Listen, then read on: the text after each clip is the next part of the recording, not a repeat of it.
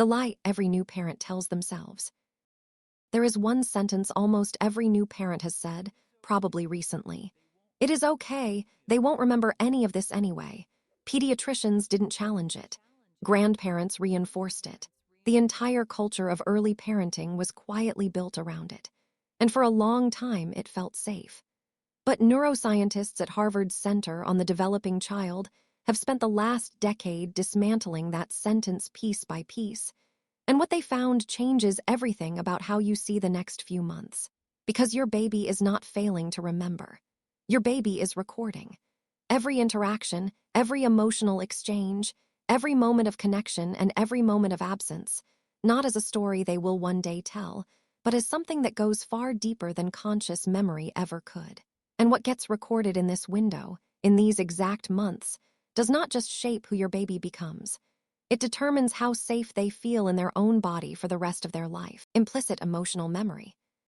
Here is what the research actually shows, and why it changes the entire first year.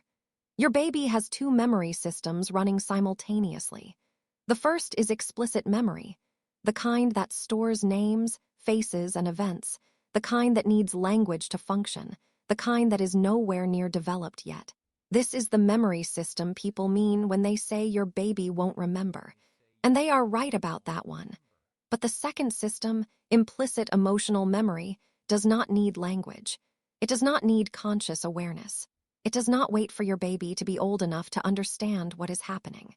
It runs through the amygdala and limbic system, the oldest, most influential structures in the human brain, and it needs nothing from your baby's conscious mind to do its work. It has been active and recording since your baby's earliest days in the womb, and it does not slow down after birth. It accelerates. Dr. Bruce Perry, one of the most cited neuroscientists in childhood brain development, found that the emotional experiences of infancy are encoded not as pictures or stories, but as felt states. Patterns of safety, patterns of threat, patterns of connection, patterns of abandonment, stored deep in the nervous system as the body's first and most enduring model of whether the world can be trusted. Your baby will not remember the Tuesday you forgot to smile back, but their nervous system will. And it is building everything around moments exactly like that one. If the last 2 minutes just made you think back through moments this week differently, that is exactly what this channel is. Real neuroscience, translated for real parents in real time. And before we go any further, tell me in the comments which moment with your baby you are replaying differently right now. Because I promise you, you are not the only one sitting with that. Subscribe so you do not miss what is coming next. Because what we are about to get into is the part most parents never get told until it is already behind them. What your baby is recording right now. Your baby is not processing your words. They are not storing your intentions. They cannot access the fact that you love them more than anything. What they have access to is your nervous system, the tension in your hands during a diaper change, the flatness in your voice during a forearm feeding, the 3-second delay before you respond to their sound because you were looking at your phone. The way your body feels different when you are anxious versus when you are calm. Your baby's nervous system is reading every one of those signals in real time and storing them not as isolated moments, but as the blueprint for what the world feels like. And we know exactly how sensitive that recording system is because of one experiment that changed how researchers understand babies forever. Dr. Ed Tronick at Harvard University had mothers engage warmly with their babies and then go completely expressionless for just 2 minutes. No words, no reaction, just absence. The babies reached. They pointed. They vocalized, desperately trying to restore the connection. Within 2 minutes, stress hormones spiked and heart rates elevated, not because the mother stopped loving her baby, but because the baby's nervous system had already learned what connection felt like. And absence, even brief absence, registered as a threat. Your baby is not watching what you do. Your baby is feeling who you are in this moment. And that feeling is becoming the blueprint. The moments parents think don't count. The stressed diaper change where your jaw was tight.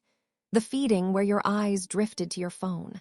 The moment your baby reached for eye contact and you simply were not there to meet it. None of those felt significant. None of them made the parenting books. But they are exactly what the research points to. Research led by Dr. Jack Shonkoff at Harvard's Center on the Developing Child identifies these ordinary, unremarkable moments as the primary building blocks of your baby's early emotional landscape. Not the big gestures, not the perfectly executed bedtime routines. The gaps, the transitions, the moments you did not think were being counted, and they are all being counted. But before that lands as guilt, stay with me, because the other half of what the science shows changes everything about how you use this. I want to ask you something, not to make you feel worse, but because what happens in the comments on this video is genuinely different from anywhere else on the internet. What is the one moment from this week where you were not fully present with your baby and you knew it in real time? Just one. Because seeing your moment written next to 50 others exactly like it does not just offer comfort. It literally interrupts the shame response your nervous system is running right now. That is not sentiment. That is science. You are not failing. You are awake to it. And that awareness is exactly where the second half of this science begins. So here is what the science actually offers. And it is more available to you than anything you have been told to buy, schedule, or optimize. The first is serve and return interaction. Dr. Jack Shonkoff and his team at Harvard's Center on the Developing Child identified serve and return as the single most researched protective factor in early brain development. When your baby makes a sound, a gesture, a facial expression, and you respond to it, not perfectly, not elaborately, just genuinely, you are building neural pathways that directly support emotional regulation, stress resilience, and cognitive development for the rest of their life.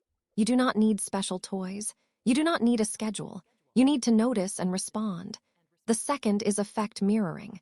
When your baby scrunches their face and you scrunch yours back. When they widen their eyes and yours widen with them.